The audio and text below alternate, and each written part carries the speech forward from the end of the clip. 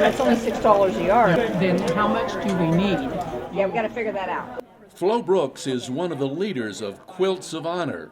Volunteers spend countless hours stitching the most elaborate quilts, each with a military theme to be given to American veterans, often on patriotic holidays. For more than 40 years, however, Flo's tireless efforts were devoted to a single veteran, her husband Johnny. Just 6 months into service in the U.S. Army, PFC Johnny Brooks of Stockton, California, suffered devastating wounds that left him paralyzed and barely able to speak. It was 1969, and the young couple had been married only 3 weeks when his draft notice came. So he went to Fort Lewis, Washington, and he did 2 months of basic and 2 months of advanced infantry. Got his orders for Vietnam.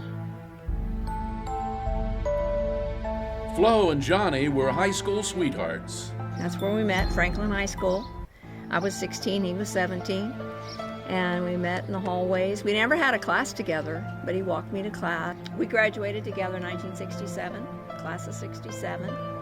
And Johnny was very intelligent, but he just really wasn't that interested in college or anything. He loved cars. He had a 56 Chevy. And so he got a job as an auto mechanic, began working, but he had a high number on the draft. They got engaged, but because of the uncertainty of the draft, they held off getting married for 2 years. I think we got through our age of 19, and he didn't get drafted, and so the beginning of 1969, he said, well, you want us to go ahead and get married? And I said, yes. So we got married on his birthday, February 22nd, 1969.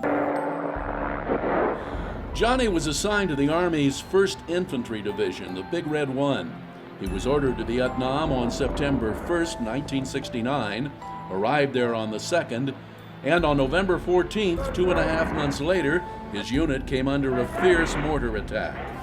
Johnny had given his mom and dad's address, and that was no accident. So one Sunday morning, I was getting ready to go to church, and his mom called me. She says, "Hon, don't go to church. Come over here."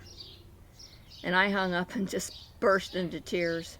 Telegrams from the Army to Johnny's folks and to Flo said their soldier had been hit in the back and both legs. He was alert and could talk and was concerned about the fate of his buddies.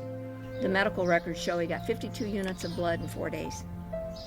So that's just like totally impossible that someone would be bleeding that much, you know.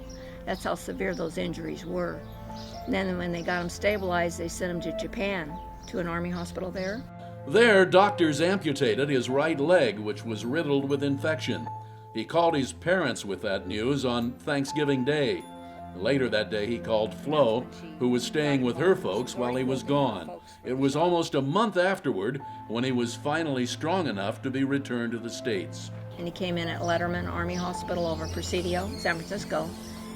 And that very day, they told us they couldn't save his other leg. They already knew it.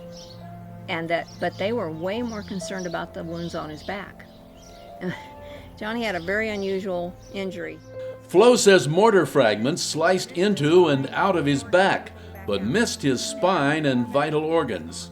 But because of the blood loss and the severity of those injuries, when they took him in to do skin grafts on his back, he had a cardiac respiratory arrest. He actually died on the operating table, but the 4 doctors in the room didn't give up. It took them 23 minutes, but they revived him. But they told me straight off the minute, we don't know how much damage, they didn't say brain damage, how much damage there'll be. And I remember thinking, what are they talking about? And then finally it sinks in, they're talking about brain damage. Johnny was in a coma for 6 months, and then, almost a year after his arrival at Letterman, Flo and his parents brought him home to Stockton. Flo was 21 years old and says doctors wondered if she could handle the responsibility of caring for him, which included feeding him through a tube. I knew if we could get Johnny home, he could have some quality of life. Still, the first few weeks were challenging. I mean, I took his temperature every 15 minutes. I was so afraid I'd do something wrong. At first, the young couple lived with Johnny's parents, but with the help of his physical therapist, and after what Flo says was months and months of paperwork, they found a place of their own. Several years later, they found a larger home where Johnny would spend the rest of his years and where Flo remains today. After she brought Johnny home, she never held a job outside the home. Caring for her husband was her full-time job. But one thing she found time for was hobbies. And with her mother, who had moved in with Flo and Johnny, she learned to quilt, which led her to Quilts of Honor. So now that Johnny's in heaven, I can make quilts for other veterans.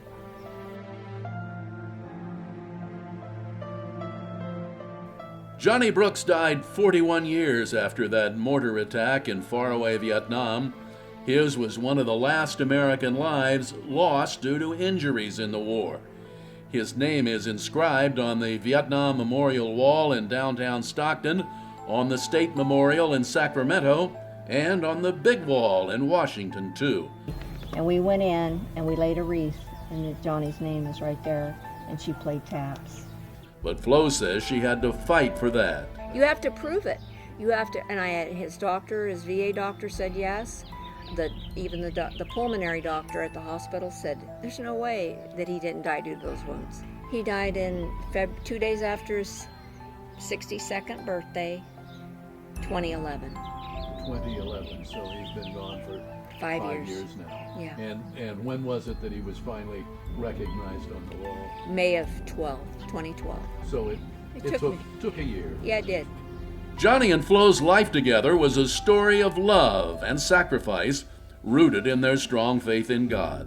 I'm the one begging God, please don't let him die. It took me a long time. It took me about 3 to 4 years till I finally was able to say, okay, God, I'm being selfish. If it's too hard for Johnny and it's your will to let him take him on to heaven, because we believe in heaven, then I relinquish him. And I really thought once I said that, okay, God might take him, and then he didn't. He made it through this episode that we were in, this crisis that he was in, and then I realized, oh, I'm not in control, God is, and Johnny will live exactly as long as he's supposed to live.